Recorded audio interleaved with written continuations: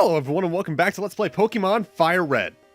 In the last part, we beat our 8th gym over Meridian, took care of the 7th fight against our rival, and now we're in Victory Road, the final challenge of the game, so to speak. This is more or less just a final cave sequence, but there actually is a puzzle to it. There are strength rocks all over the place that we need to push onto these little switches that kind of look like and sound like when we break them plates. And what those are going to do is when we break them with the strength rock, you can see that little spire on the left platform there, it completely gets rid of that. This place isn't too bad. It's especially not as bad now with the resolution of the GBA versus the original Game Boy, just because you can see where you can push the rocks to more easily compared to the previous games. Either way, starting off with this cool trainer here, we got a new Pokemon. This is Persian. This is the evolution of Meowth starting at level 28. Pure normal type here in Kanto, meaning it's weak to fighting, and it's relatively fast, but I think that's about all it's got of notes. I think its physical attack isn't awful, but it's nothing fantastic. This is here in case you want a Pokemon that's relatively fast, that can deal damage, that's low. Think of it as a thief class, actually, now that I think about it. High agility, low strength. Victory Road, I used to get stuck in a lot when I was a kid, mostly just due to the fact of me being dumb, and that's about it.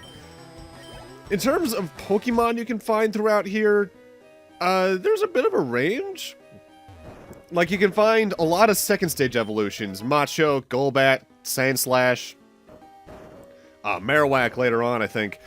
But you can also find the usual Geodudes and Onixes, Zubats and Golbats. I think Primeape on one of the floors shows up.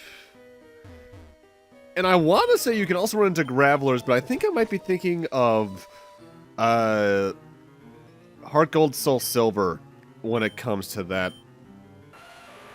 And I think I'm right on that now that I think about it. The encounter rate isn't too bad here, at least compared to what the Seafoam Islands and especially the Pokemon Mansion felt like back on Cinnabar. But the Pokemon trainers here have relatively high-level Pokemon, so in the case you were having trouble with the blue fight towards the end of the last part, I do recommend either doing some leveling or fixing up your team's movesets, just in case. Also, there we got Sandstorm. That is, I believe, a ground-type weather move that kicks up a Sandstorm in the area. That just does constant HP damage to anyone who's not, I think, ground, rock, or steel type off the top of my head.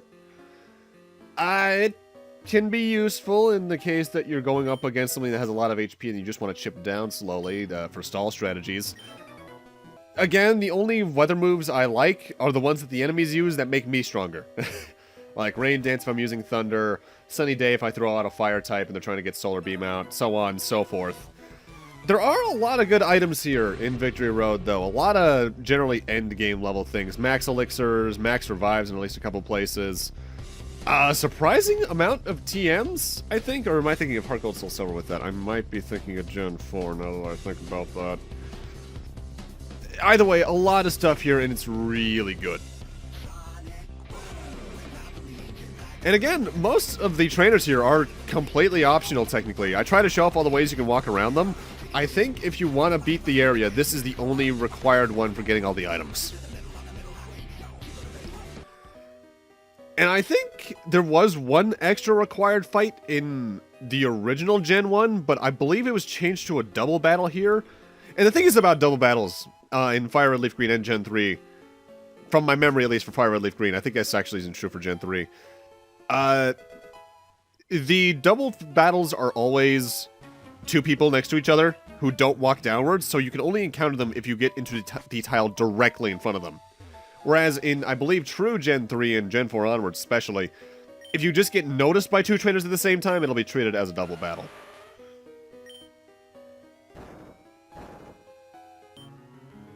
You know, it's interesting the illusions, though, that some visuals can give you in a game. Like, as a kid, I swear I actually recalled this boulder rolling, but no, the sprite's static, well, outside of its movement. The thing that's actually moving is the dust beneath it, and you know, that does a surprising amount to make your childhood mind go, ooh, big boulder moving. It's always interesting to look at how you looked at games as a kid versus the way you look at them now. Like, the childhood brains and minds are incredibly interesting to me. Like, even though I'm not a psychology guy, I really do find childhood psychology interesting just because their minds work so differently to how we adults work. Either way, time for another new Pokemon. This is Chansey. There's a rare chance you can run into this at the Safari Zone. Pure normal type, so it's weak to fighting. It has one of, if not the highest HP stats in the series. I want to say it's nearly maxed out. To compensate, though, it can't do shit physically, be it attack or defending. Its special defense is relatively high, I believe, as I think its special attack isn't too good, but it compensates, I suppose. This thing is a tanky tank of tanks. And its evolution introduced in Gen 2, Blissey, only got better and worse with that at the same time. It was one of the competitive Pokemon for a while, and I think it still gets regular use in the metagame. Maybe. I don't know too much. If you're looking for something to stall out, it could be good. It also probably isn't too bad for catching Pokemon like legendaries. Give it some status-inflicting moves. With that HP stat, it'll be around a while, considering I think every single one of the legendary birds uses special-based moves for their type in Gen 3. Either way, next Pokemon is a Parasect. This is the evolution of Paras starting from level 24. Bug Grass type, meaning it is weak to flying, poison, rock, bug, fire, and ice. Flying and fire in that case, I believe, are 4 times weaknesses. It's got an okay attack stat. Otherwise, it's nothing too spectacular. Like I believe I mentioned with Paras itself back in Mount Moon, the best thing to do with these is to use it to catch other Pokemon, because it can learn a lot of status ailment inflicting moves, meaning your chances of catching Pokemon get all that much better. Technically, Britt could be one of these, but she's still in the daycare center all the way over in Cerulean. Wonder how she's doing. We'll see eventually, probably. And that ended right at the right time. Slash on this thing isn't a bad move to give it to, given that Slash is a decently powerful normal move, but the big thing with it is that it has an extraordinarily high critical hit ratio. It was much higher in the original Gen 1, because I think the original Gen 1's crit ratio had something to do with the speed calculation. But even here, it's still really good, and putting that on a Pokemon that has a sleeping move, pretty good combo there. Also, I pull a dumb coming up here. Once or twice throughout Victory Road, I backtrack out just so I can go use a Pokemon Center and come back to where I am. I do have to do the entire boulder puzzle over to do that, but to me, I just get to fight more random encounters and get more experience points in doing that, so it's not too big of a problem. The only problem is I waste my time doing it here. Why? This is the last trainer battle in the area, and it's a double battle against a Nidoqueen and Nidoking. Surf will take care of that, no problem. This guy, I think, may have been a trainer in the original Gen 1, but now he's a move tutor that will teach you Double Edge, which is a very powerful physical normal attack that does, I think, a good chunk of recoil damage, but it's very powerful. I don't care to learn it, though. With that, we're done with Victory Road, which means we are at the final climb to our end destination we've heard about since Part 1. Although we have this weird little maze here, which, okay. Welcome to the Indigo Plateau, the Pokémon League. Within, we have one last sort of one-stop shopping trip. We have a Pokemon Center, a PC, and even a store in here that sells the best items in the game. Revives, full restores, Ultra Balls. If you ever need to buy something for endgame, you come here. Yo, champ in the making. At the Pokemon League, you'll face the Elite Four all in a row. If you lose, you have to start all over again. This is it. Go for it. More about that next part. Something I recommend you do, though, is sell any items you have that are just for selling at this point, because you're going to want some inventory space. And you're going to want to buy at least 15 of each of the revives and full restores. Maybe 20?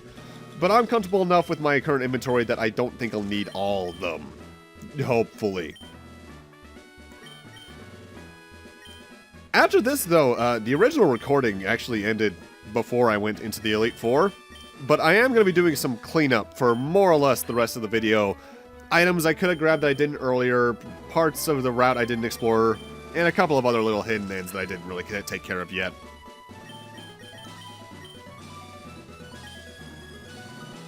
With that said, there's also one other very important thing. Leveling. All my Pokemon are level 48, 49, which isn't bad. You could probably take on the Elite Four and Champion with this alone. But all of the Elite Four's levels are in the low to mid 50s. I think even a high 50 in at least one case. And I want to grind up to at least the mid 50s to take care of that. The best place for me to do that is over here on One Island's Kindle Road. This spot here with that double battle, these three other trainers, is the best place to level grind at this point in the game. You get maybe 6,000 experience points per run through for Pokemon. And upon reaching level 55, which is where I stopped off, Andrew evolves into his final form, a Dragonite. Dragonite, I think, is the series' first pseudo-legendary, which I believe I briefly mentioned earlier. Pseudo-legendaries are just normal Pokemon who are so absurdly hard to level up to or get that their stats make up for it by being close to that of a legendary Pokemon's. Dragon Flying type, which means it is now weak to Rock, Ice, Dragon, and Fairy, 4 times weak to Ice in particular. It's absurdly physical. Its attack stat is really high. And I think its special stats aren't anything to laugh at either. It's just a very good Pokemon to get. I'm also getting rid of Dragon Rage for the Dragon Claw TM we grabbed while we were in Victory Road. Now it's time for us to start cleanup, and I figured I'd start just by going over that thing I mentioned, I think it was like last part or two ago now, where if you head back to Bill's house, you can do this right after you first go there even. You can now investigate his computer and get data on all 3 of the evolutions, at least in your Pokedex. There won't be the complete data, but they'll at least be entered in there. Feel like checking out my rare Pokemon on my PC? Go on, check it out. This is Flareon. It's not too good in Gen 3. And this is Jolteon. It was absurd in Gen 1. Especially because Pin Missile. And again, I'm honestly surprised. I completely forget every time until I go back to it, but Gen 1, you see a lot of the Pokedex just by fighting every trainer in the game. Like, we've seen 138 out of 150. That's pretty high. I think the only other Pokedex, like regional Pokedex, you complete nearly that close just by playing through might be Gen 5? Maybe? With that, let's also head back to the daycare, and oh god, Brit's level 38 based off that. That's, yeah, that can evolve. Let's just use a rare candy on her and get a Parasect into our Pokedex, because why not?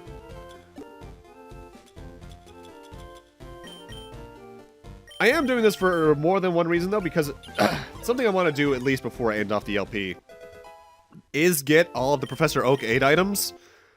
And throughout this part, I do breach 40 Pokemon captured total, which is about 4 times as many as I get on an average playthrough, because more often than not, the only Pokemon I grab are those for my team and the legendaries, so that maybe maxes me out around 15, if even. So, having that many is very unusual for me.